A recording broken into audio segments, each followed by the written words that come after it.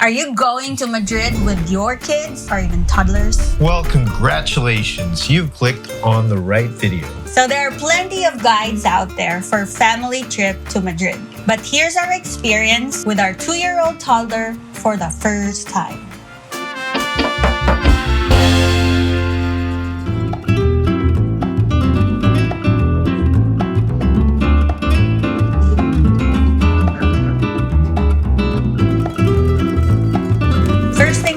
When should you go? If you're looking to save money, flying to Madrid in the fall is a great choice. Flights are much cheaper. There's also a lot less tourists, which means less lines and cheaper prices. Sign me up. Also, the weather in Madrid in the fall is something to be experienced. It simply has some of the best weather this planet has to offer. And if you're in the USA, you get a week off for Thanksgiving. So it's an ideal time for a trip.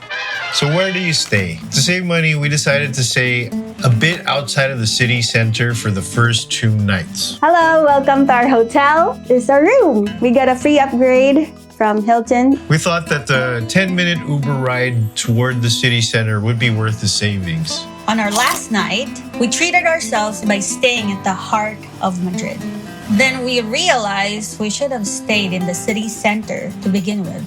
It's our first night here in Madrid, and we made a mistake already. We went to the wrong place from our Uber, so we're waiting for another Uber. Yeah, lesson learned. It's worth the extra money to stay near to the action in most cases. There's always an exception to the rule, of course, but in this case, Madrid city center is definitely awesome.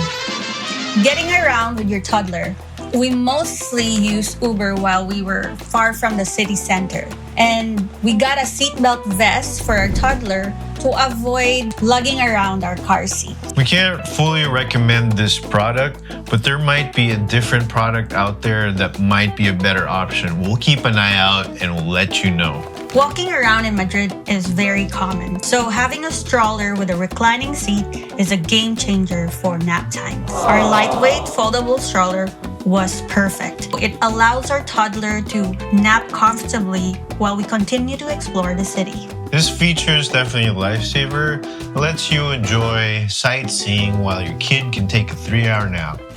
We didn't mind the cobblestone streets at all. Pushing the stroller was nothing compared to carrying our toddler. Without a doubt, Madrid is one of the most well-known culinary capitals in the world.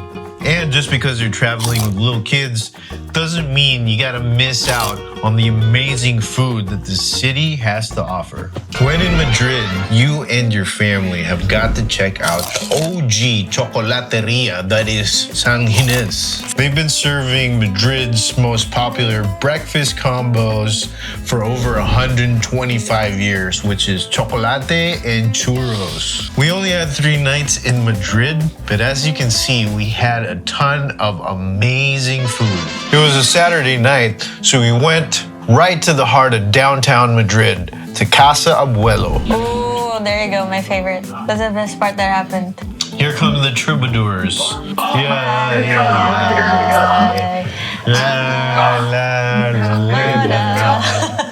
here's your first time trying their world famous. Seems like really? you liked it. It seems like I did. Seems like you liked it, she. Dude, I'm gonna drink this. El Enciano Rey de los Vinos is a hidden gem in Madrid with a rich history and unbeatable location. So here we are, we ordered a couple of vermouths. That's their favorite drink. And look at that paella right there. It was freaking amazing.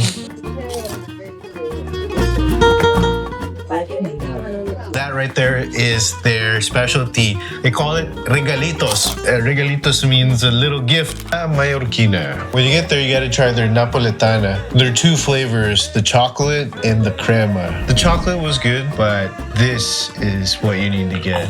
Grabe.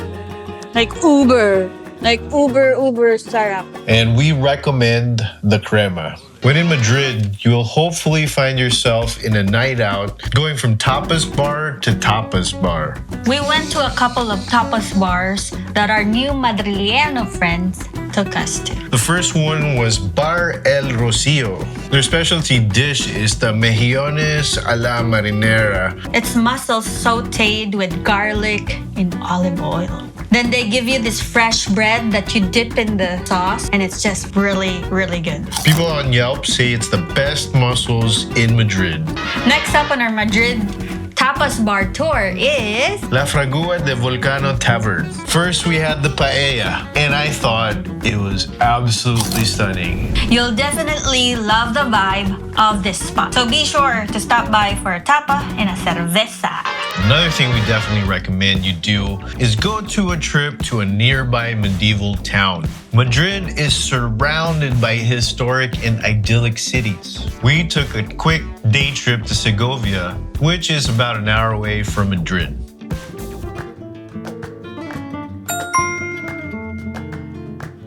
And it's been here for almost 1,000 years, probably. Goes 16 kilometers up the mountains. It's out of a storybook, like Yeah. you know, Really, this if you place. watch Beauty and the Beast like movie, that's how it feels like. This building is really interesting because in Segovia, the architecture is really big deal. It's a nice little medieval town that you could just walk through. Look at all these facades. Look at that. Jeez. And this is the first cathedral that we've Yeah, this is the first cathedral we've been to in Europe. It's like if you were in heaven and you saw a building, it probably looked like that. Yeah, that's what you call Gothic architecture.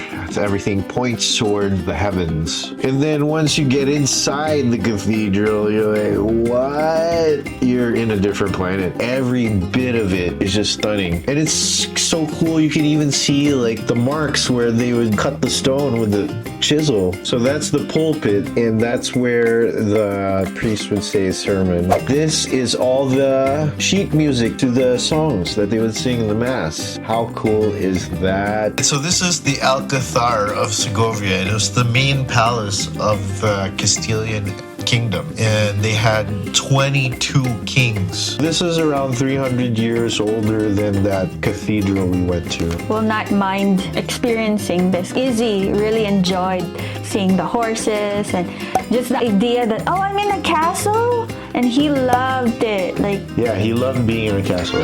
when in Madrid with kids or toddler. That's true. Hindi na maintindihan. You won't believe me, but scandalous, yes, but that kind of vibe. When in Madrid with kids or toddlers, have a night out for tapas and a flamenco show. You heard me right.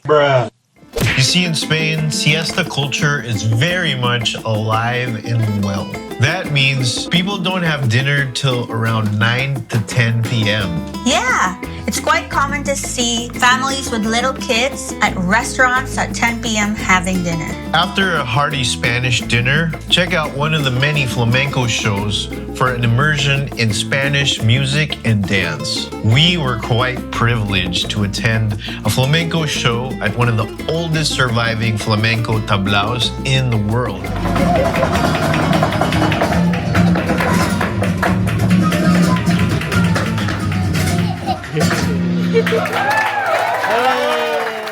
Tablao Flamenco 1911 has been around since 1911. That's 113 years of history. In fact, it's known as the Cathedral of Flamenco.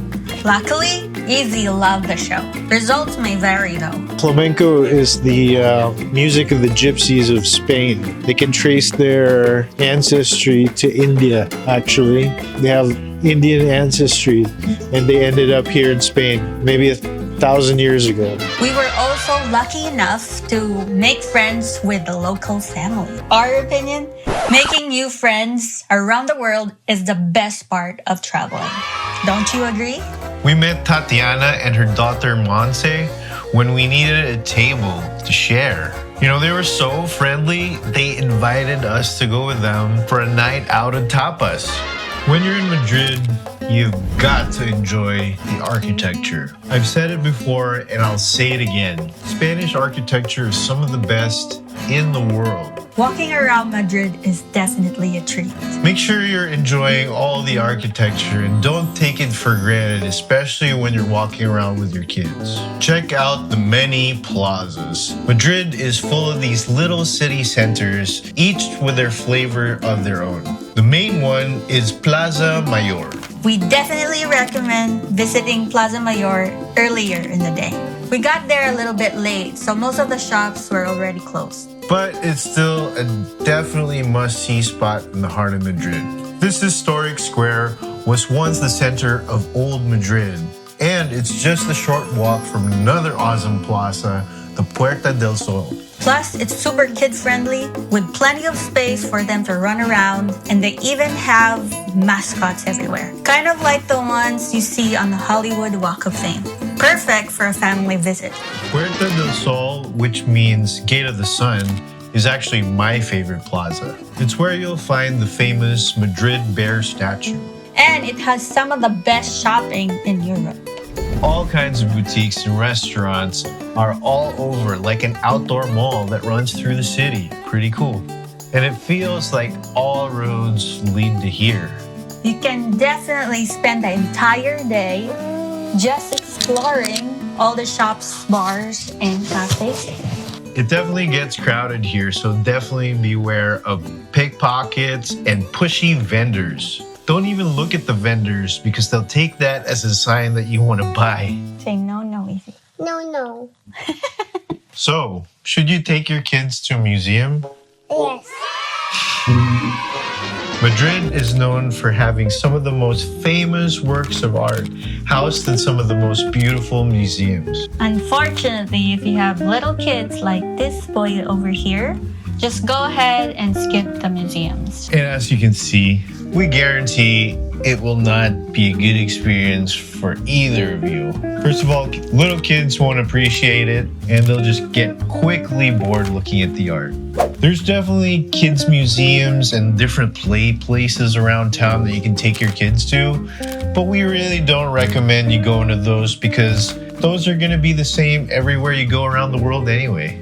We recommend going to the many gardens around towns instead. The Big Daddy is their own version of Central Park. Parque de Retiro, which means Relaxation Park. we didn't have time to explore it on this trip, but it's definitely on our list the next time around. Spanning 350 acres, El Retiro Park is one of Madrid's largest parks. And it was once privately owned by the Spanish monarchy until becoming public in 1868. Located near Puerta del Alcazar and Museo del Prado, the park offers gardens, monuments, galleries, and an artificial lake. Plus, it's now a UNESCO World Heritage Site, a true gem in the heart of Madrid. Here are some additional tips for your Madrid trip. Get a tour guide. Tour guides are popular and easy to find in Madrid, so it's definitely worth booking one to enhance your experience. Dress for the weather. Fall in Madrid isn't as cold as you might expect. A vest is handy for a daytime trip. Wear lightweight boots or comfortable sneakers. You're going to be doing a lot of walking in Madrid, so make sure that you treat your feet to something comfortable. Use a fanny pack. A fanny pack is a much safer choice for carrying your essentials, especially in the tourist-heavy areas prone to pickpockets. If you can, go ahead and buy your tickets in advance. There's a lot of tourists that go to Spain and they sell out of their tickets. So make sure you got a ticket or else you just might not be able to go. We recommend also getting one of these Fluent Talk translator devices. You just talk into one end in English and then it just spits out Spanish or whatever language you need on the other end, and they get to answer back and it spits out English to you. This thing has saved our butts traveling around the world so many times.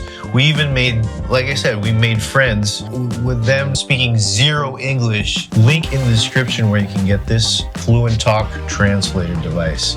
Really good.